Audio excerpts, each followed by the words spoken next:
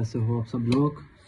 मेरा नाम है शादाब और आप देख रहे हो शादाब IQ। तो आज जो हम बात करने वाले हैं वो करने वाले हैं खान अब्दुल गफ्फार खान साहब के बारे में कि उन्होंने हमारे जो है भारत देश को आज़ाद करने में कितनी बड़ी भूमिका निभाई, क्या करा उन्होंने, क्या नहीं करा, कहाँ से थे, कहाँ से बिलोंग करते थे, कहाँ से बिलोंग नहीं करते थे। ज़्यादा हम बातचीत ना करते हुए सीधा टॉपिक पे आते हैं। उससे पहले अगर आप मेरे चैनल पर नए हो तो मेरे चैनल को सब्सक्राइब करें एंड अगर वीडियो आपको अच्छी लगे तो प्लीज़ कमेंट्स करना, लाइक करना एंड शेयर करना। और किसी भी अदरवाइज टॉपिक पर अगर आपको वीडियो बनवानी हो तो प्लीज़ कमेंट्स में बताना। ज़्यादा बात ना करते हुए हम सबसे पहले खान अब्दुल गफ्फार खान साहब के बारे में बात करते हैं। जो बात कर रहे थे वो खान अब्दुल गफ्फार खान साहब के बारे में बात कर रहे थे। तो अब्दुल गफ्फार खान साहब का जो जन्म हुआ था वो 6 फरवरी सन 1890 को हुआ था। वो जो थे एक पठान फैमिली से बिलोंग करते थे। इनका पिता का नाम बहराम खान था जो एक गांव के प्रधान थे तथा इनके जो भाई थे वो थे डॉक्टर खान साहब। इनका नाम था अब्दुल जब्बार खान जो स्वतंत्र आंदोलन में एक प्रमुख व्यक्ति रहे। इनका जो पहला विवाह हुआ था वो मेहरकंदा से हुआ, इनका विवाह जो 1912 में हुआ और 1918 में इनकी किसी महामारी के दौरान इनकी मृत्यु हो गई। इनके 3 बच्चे थे जिनमें अब्दुल गनी साहब, अब्दुल वली साहब और जी सरदारो बेटी थी। इनका जो दूसरा विवाह होता है उनका होता नबाता से। नबाज जो थी इनकी जो पहली पत्नी थी उनकी चचेरी बहन थी। इनसे 2 बच्चे हुए थे। इनका बच्चे होते मेहताज और अब्दुल अली साहब। तो इनकी जो मृत्यु हुई थी 1926 में इनकी मृत्यु हो गई थी। तो सीमा प्रांत और बलूचिस्तान के एक महान नेता रहे हैं जिन्होंने भारत के स्वतंत्रता संग्राम में भाग लिया और अपने कार्यों और निष्ठा के कारण सरहिंदी गांधी यानी कि सीमांत गांधी यानी बच्चा खान तथा बादशाह खान के नाम से पुकारे जाने लगे। वे भारतीय उपमहाद्वीप में अंग्रेजी शासन के विरुद्ध अहिंसा के प्रयोग के लिए जाने जाते हैं। एक समय उनका जो लक्ष्य था वह संयुक्त स्वतंत्रता और धर्मनिरपेक्ष भारत था। इसके लिए उन्होंने 1930 में खुदाई खिदमतगार नाम से एक संगठन की स्थापना की। यह संगठन सुर्खपोश यानी कि लाल कुर्ती दल से भी पहचाना गया। खान अब्दुल गफ्फार खान साहब ने अपनी जो शुरुआती शिक्षा थी वो मिशनरी स्कूल से की। इसके बाद उन्होंने उच्च शिक्षा के लिए अलीगढ़ गए जहां उन्होंने समाज सेवा भी की और साथ ही साथ अपनी शिक्षा भी पूरी की। उन्होंने किसी विशेष डिग्री जैसे ग्रेजुएशन या पोस्ट ग्रेजुएशन का तो इसमें पता नहीं है कि उन्होंने क्या करा क्या नहीं करा, बट हाँ इतना पता है कि उच्च शिक्षा के लिए अलीगढ़ गए, वहाँ उन्होंने शिक्षा प्राप्त करी और वहीं से इन्होंने समाज सेवा भी जो है स्टार्ट कर दी। शिक्षा का जो इनका मुख्य उद्देश्य था वो था शिक्षा पूरी करने के बाद उसका मुख्य कार्य था देश सेवा और समाज सुधारना। उन्होंने शिक्षा को एक डिग्री के रूप में नहीं बल्कि लोगों को शिक्षित करने, समाज में बदलाव करने के रूप में ली। खान अब्दुल गफ्फार खान साहब का जो जन्म वो जो हुआ था वो पेशावर यानी पाकिस्तान में हुआ। उनके अब जो पेशावर पाकिस्तान है उस टाइम पेशावर पाकिस्तान नहीं था, उस टाइम इंडिया में ही था। इनके जो परदादा थे वो थे अब्दुल्ला खान। वो सत्यवादी होने के साथ साथ ही लड़ाकू स्वभाव के थे। पठानी कबीलों की और भारतीय आज़ादी के लिए उन्होंने काफ़ी बड़ी लड़ाई लड़ी। इसी प्रकार बादशाह खान के दादा सैफुल्ला खान भी लड़ाई स्वभाव के थे। उन्होंने अपनी सारी जिंदगी अंग्रेजों के खिलाफ लड़ाई लड़ने में लड़ी। जहां भी पठानों के ऊपर अंग्रेजों हमला करते रहे वहां सैफुल्ला खान मदद के लिए जाते थे। पेशावर में सन 1919 में फौजी कानून यानी कि मार्शल लॉ लागू किया गया। उस समय उन्होंने शांति का प्रस्ताव प्रस्तुत किया, फिर भी वे गिरफ्तार किए गए। अंग्रेज सरकार उन पर विद्रोह का आरोप लगा करके उन्हें जेल भेज दिया गया और उन्हें जेल में रखा गया। अतः इसकी कोई इस प्रकार गवाही तैयार न करने के पर्यंत भी उन्हें यह कहा गया कि बादशाह खान के भड़काने पर चिंता ने तार तोड़े, जो कि उन्होंने ऐसा कुछ नहीं करा था। उन्होंने सिर्फ शांत करने को बोला, जो भी भीड़ वगैरह थी वहाँ पर शांत करा, बट उनको किसी भी तरह से अंग्रेज जो चाहते थे कि ये बाहर ना रहें, तो उन पर बिना बात का मुकदमा लगाया और उन्हें जेल भेज दिया गया। जेल भेजने के बाद बादशाह खान के भड़काने के बाद जो तार तोड़ दिए, फिर भी कोई उनके खिलाफ कोई झूठी गवाह तैयार नहीं हो पाई। उन्होंने 1930 में सत्याग्रह करने पर दोबारा जेल भेज दिया गया और उनका तबादला जो गुजरात पंजाब की जेल में कर दिया गया। वहाँ जो है आने के पश्चात उन्होंने पंजाब के अन्य राजबंदियों से परिचित हुआ। जेल में उन्होंने सिख गुरुओं के ग्रंथ पढ़े और गीता का अध्ययन करा। हिंदू तथा मुसलमानों के आपसी मेल मिलाप को जरूरी समझकर उन्होंने गुजरात के जेल खाने में गीता तथा कुरान के दर्जे लगाए, जहां योग्य संस्कृतज्ञ और मौलवी संबंधी दर्जे को चलाते थे।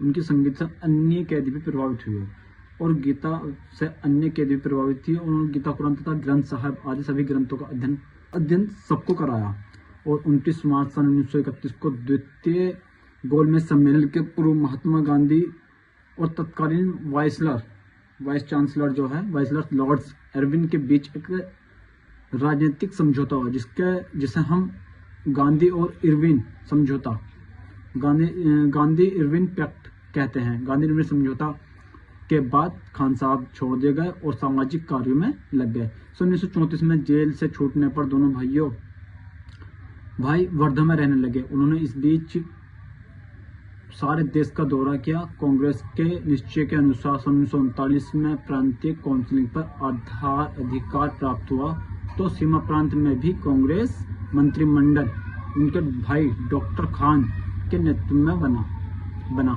लेकिन सब वे उनसे अलग रहकर जनता के सेवा में लगे रहे।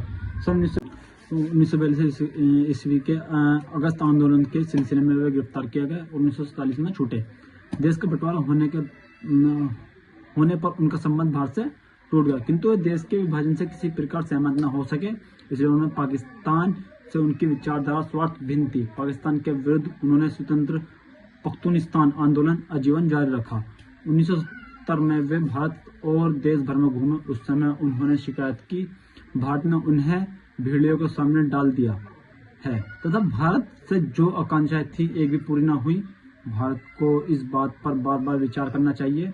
उन्होंने सन 1987 में भारत के सर्वोच्च नागरिक सम्मान भारत रत्न से सम्मानित किया गया। देश के विभाजन के विरोधी गफ्फार खान ने पाकिस्तान में रहने का निश्चय किया, जो उन्होंने पख्तून अल्पसंख्यकों के अधिकारों और पाकिस्तान के भीतर पख्तूनिस्तान यानी या कह सकते हैं पठानिस्तान के लिए लड़ाई जारी रखी। भारत का बंटवारा होने पर उनका संबंध भारत से टूट गया, किंतु वह भारत के विभाजन से किसी प्रकार सहमत न थे। तो पाकिस्तान से उनकी विचारधारा जो थी वो मैच नहीं खा रही थी। उनसे जो उनकी जो विचारधारा थी वो अलग थी, पाकिस्तान की जो थी वो अलग थी। पाकिस्तान के विरुद्ध में उन्होंने स्वतंत्रता पख्तूनिस्तान आंदोलन आजीवन चलाया। उन्होंने अपने सिद्धांतों की भारी कीमत चुकानी पड़ी। वह कई वर्षों तक जेल में रहे और उसके बाद उन्होंने अफगानिस्तान में रहना पड़ा। सन 1985 की बात करें तो कांग्रेस शताब्दी समारोह के प्रमुख आकर्षण का केंद्र थे। 1970 में वे भारत में घूमे। 1972 में वे पाकिस्तान लौटे। इसका संस्मरण ग्रंथ माई लाइफ एंड स्ट्रगल 1969 में प्रकाशित हुआ। तो अब्दुल गफ्फार खान साहब ने बहुत सारे स्ट्रगल करे हैं। जो हमारा भारत आज़ाद पाकिस्तान जो अलग हुआ उसमें उन्होंने बहुत महत्वपूर्ण भूमिका निभाई। असंख्यक संकीर्णताएं में वे जीवन भर शांतिवादी और गांधी के सिद्धांतों के अनुयायी रहे। उन्होंने शांति से आज़ादी की लड़ाई लड़ने का निश्चय किया। जिन्होंने ब्रिटेन शासन के खिलाफ बड़े पैमाने पे अवज्ञा आंदोलन का आयोजन किया। खुदाई खिदमतगार 1929 में उन्होंने इस अहिंसक आंदोलन की स्थापना की, जिससे औपनिवेशिक सरकार द्वारा गंभीर दमन का सामना करना पड़ा। महात्मा गांधी के साथ उनके घनिष्ठ संबंध, यानी कि जो खान अब्दुल गफ्फार खान साहब उन्हें फ्रंटियर गांधी या कह सकते हैं हम सीमांत गांधी के नाम से जाने जाते हैं, वो उनके तो महात्मा गांधी के साथ बहुत अच्छे संबंध रहे। विचारधारा के कारण उन्हें यह उपनाम मिला, जो उत्तर पश्चिमी सीमा प्रांत में एक आध्यात्मिक मार्गदर्शन के रूप में उनकी भूमिका को उजागर करता है। एकता के परोपकारी एक धर्मनिरपेक्ष मुसलमान होने के नाते उन्होंने भारतीय उपमहाद्वीपों में हिंदू मुस्लिम एकता को बढ़ावा दिया और भारत और पाकिस्तान के आज़ाद होने के बाद, यानी कि उनके विभाजन के बाद, वे एक पाकिस्तानी राजनीतिक बन गए। उन्होंने अपनी संकीर्णताएं जारी रखी और आज़ाद पाकिस्तान पार्टी और अवामी नेशनल पार्टी जैसी विभिन्न पार्टियों का नेतृत्व किया। अगर बात करें उनको नेशनल पुरस्कारों की, तो सन 1985 में नोबेल शांति पुरस्कार के लिए नॉमिनेट किया गया। 1987 में भारत रत्न प्राप्त करने वाले पहले गैर नागरिक बने, क्योंकि उनको जो नेशनलिटी थी वो पाकिस्तान की थी, बट 1987 में भारत रत्न प्राप्त करने वाले गैर नागरिक बने। और सन 1988 में पाकिस्तान सरकार ने पेशावर में उनके घर में नज़रबंद कर दिया गया और 20 जनवरी सन 1988 को उनकी मृत्यु हो गई।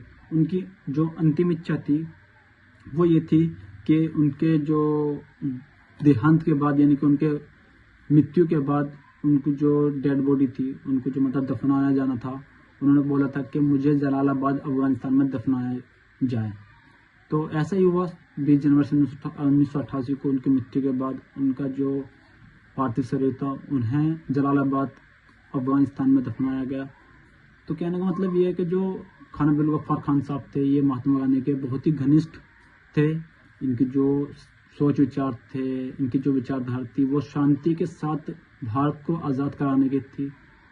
बट इनके जो ये आज़ादी के बाद पाकिस्तान और इंडिया का विभाजन हो गया, इसकी वजह से जो ये पाकिस्तान में चले गए। बट इनकी कभी भी इनकी विचारधारा जो पाकिस्तान के साथ ना मिली और उन्होंने इस बारे में बहुत तेज आवाज़ उठाई, पर फिर भी कुछ नहीं हुआ।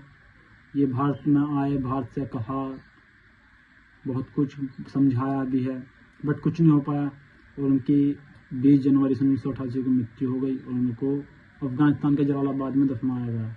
सो अगर मेरी वीडियो को अगर आपको अच्छी लगती है तो प्लीज़ मेरी वीडियो को ज़्यादा से ज़्यादा लाइक करें, कमेंट करें एंड शेयर करें। और अगर किसी भी टॉपिक पर आप वीडियो बनवाना चाहते हो तो प्लीज़ कमेंट्स करें। और मेरे जो वीडियो बनाता हूँ मेरा मकसद ये नहीं है कि मैं किसी भी व्यक्ति या किसी स्थान या किसी भी पार्टी को मैं प्रमोट नहीं करता हूँ, ना ही किसी के बारे में गलत कहता हूँ। सो अगर मेरी वीडियो में कुछ कमी रह जाए, मैंने किसी को गलत बोल दिया तो उसके लिए मैं माफ़ी चाहता हूँ। So thank you for watching my video.